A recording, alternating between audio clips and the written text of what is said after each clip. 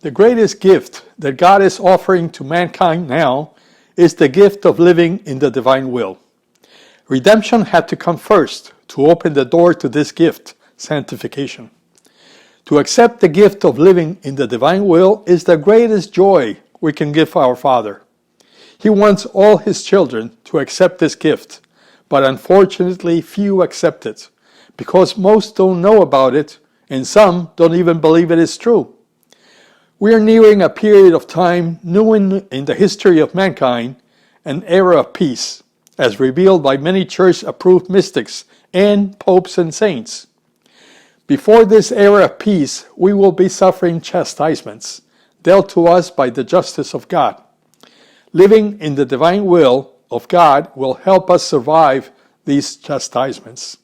The following is a transcript of a writing of servant of God, Luisa Picarreta, dated February the 8th, 1925, about how each soul should be a dwelling of the divine will.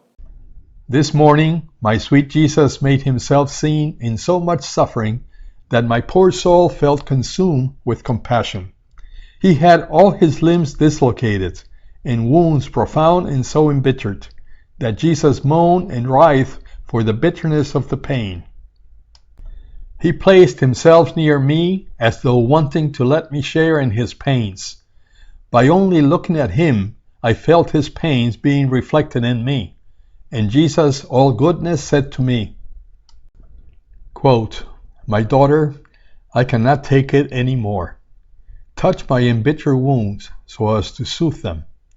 Place your kiss of love upon them so that your love might mitigate the spasms I feel. This state of mind so painful is the true portrait of the way in which my will finds itself in the midst of creatures. It is in their midst, but as if separated, because since they do their will, not mine, mine remains as though dislocated and wounded by the creatures. Therefore, unite your will to mine, and give a relief to my dislocation." I pressed him to myself, and I kissed the wounds of his hands. Oh, how embittered they were because of many works, even holy, but which do not have their origin in the will of God, so as to soothe its pains.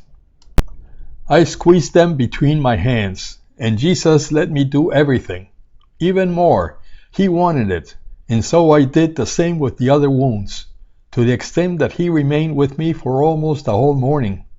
Finally, before leaving me, he told me, quote, "My daughter, you soothe me. I feel my bones in place. But do you know who can soothe me and reunite my dislocated bones? One who lets my will reign within herself. When the soul puts her will aside, giving it not even one act of life, my will acts as master in the soul's. It reigns, it commands, and it rules. It is as if it were in its own home, that is, in my celestial fatherland. So being at home, I act as the master. I dispose, I give of my own, because this is my dwelling. I can place in it whatever I want, to make of it what I want, and I receive the greatest honor and glory that the creature can give me. On the other hand, one who wants to do her own will, she herself acts as the master.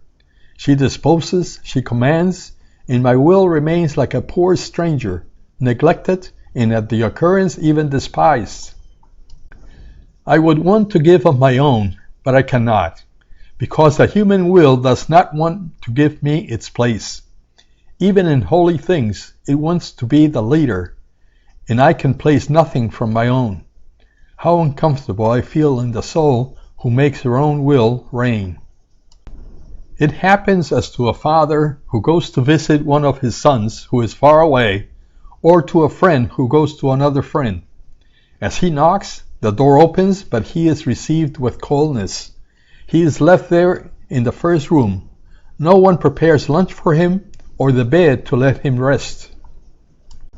He is neither allowed to share in the joys of that house, nor is he confided about its pains. What affront! What sorrow for this father or friend! If he brought treasures to please him, he does not feel like leaving anything, and he goes away pierced in the depth of his heart. All the opposite occurs in a soul who lets my will reign within her. Imagine here a most beloved son who, upon hearing someone knocking, opens his door and sees his father so longed for. He embraces him, kisses him, introduces him, and puts all the house in feast. He has the best meal prepared for him, and the softest of beds. Even more, he gives him full lordship over the whole house, and also over himself. Imagine the same with a friend towards a friend, most beloved and greatly longed for. This is honor, love, subjection of a son toward his own father. And this is true affection and esteem of a passionate friend toward his best friend. In this case, all the treasures that the father has bought for his son, all the gifts that the friend has brought for his faithful friend, will not go back, but will all be poured onto the lap of the son by the father who was so graciously welcomed, and by the loving friend onto the lap of his dear friend, from whom with so much affection he was received and well treated. Such is my will. It comes from heaven in order to dwell within souls. Blessed is the soul who welcomes it and lets it reign. But miserable are the many others who do not want to welcome it and do not want it to reign in them, leaving it outside like a stranger and a destitute. But my will does not leave, even though they keep me like a stranger. I remain in their midst, waiting in order to give them my goods, my graces, and my sanctity.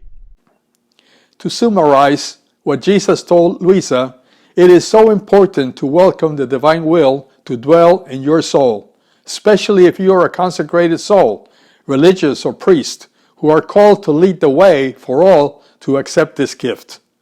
God bless you. Let your kingdom come. Let your will be done on earth as it is in heaven. Fiat.